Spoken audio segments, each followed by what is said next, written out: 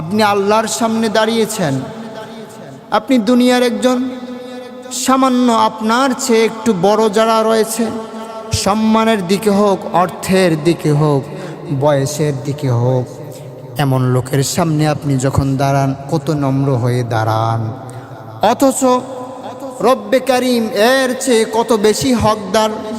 কি বলেন?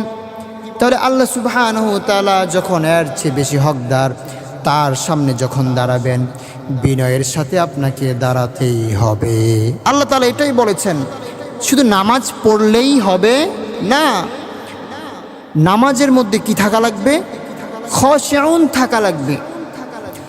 তাহলে মুমিনের প্রথম শর্ত আল্লাহ দিয়েছেন, মুমিন আপনি যখন মুসলমানের ঘরে জন্মগ্রহণ করেছেন, আপনি যখন মুসলমান, অবশ্যই পিতামাতার চাপে, সমাজের চাপে, অথবা সম্মানের চাপে, মানুষ কি বলবে, এত কিছুর চাপে আপনি এসে নামাজ পড়েন, অথচ আপনার নামাজের মধ্যে খুশু নেই। আল্লাহ তাআলা শর্ত দিয়েছেন কত চমৎকার করে,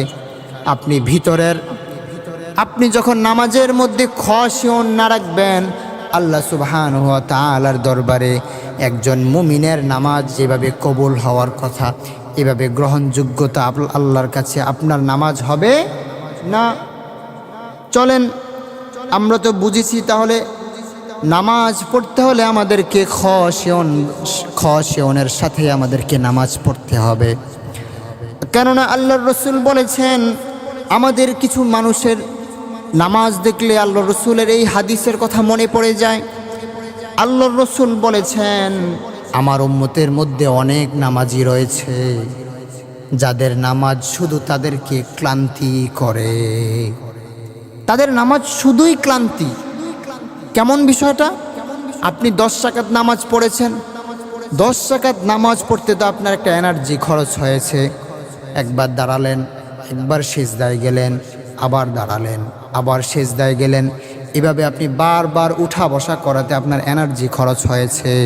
এখন আপনি ক্লান্ত, আপনি এত নামাজ পড়েছেন, এখন আপনি ক্লান্ত হয়ে গেছেন। আল্লাহর রাসূল এই কথাটাই বলেছেন, যিনি ভালো করে নামাজ পড়বেন সেও কিন্তু ক্লান্ত হবে। কিন্তু আপনি শুধুই ক্লান্ত হয়েছেন, আপনি নামাজের মধ্যে যে ইবাদতের স্বাদ পাওয়ার কথা এটা আপনি পান নাই। কেন পান নাই?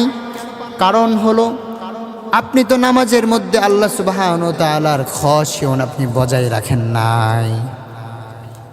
তাহলে আমরা প্রথম শর্ত, মুমিন যারা সফলকাম মুমিন, তাদের প্রথম প্রধান যেই শর্ত ঠিক রাখা লাগবে, এটা হলো নামাজ সুন্দর করে পড়তে হবে। পরিপূর্ণ বিষয়টা আমরা সহজভাবে এভাবেই বুঝে নেই যে আমরা নামাজকে সুন্দর করে পড়তে হবে। যে মুমিনের নামাজ যত সুন্দর, তার জীবন তত সুন্দর। বলেন না সুবহানাল্লাহ।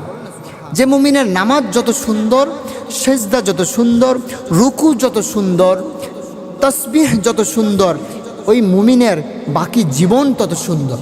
কারণ আল্লাহ সুবহানাহু ওয়া তাআলার এই আয়াত থেকে আমরা এটাই প্রমাণ পাই, আপনি যতটা হৃদয় দিয়ে, যতটা নম্র ভদ্র খুশু খুজুর সাথে নামাজ আদায় করবেন, আপনার জীবন ততই পরিবর্তন হতে থাকবে। কারণ আমরা জানি আল্লাহ সুবহানাহু ওয়া তাআলা অন্য জায়গায় বলেছেন, ইন্নাস সালাতা তানহা আনিল ফাহশাই ওয়াল মুনকার। আমরা এও বলতে শুনেছি যে নামাজ আদায় করে কিন্তু গুনাহ থেকে, গুনার কাজ, ফাহেশা কাজ, তাকে নামাজ বিরত রাখতে পারে না। কারণ এই আয়াত সেই শর্ত আমাদেরকে স্পষ্ট করে দিচ্ছে যে আমরা খাশিউনের সাথে নামাজ আদায় করতে পারছি না।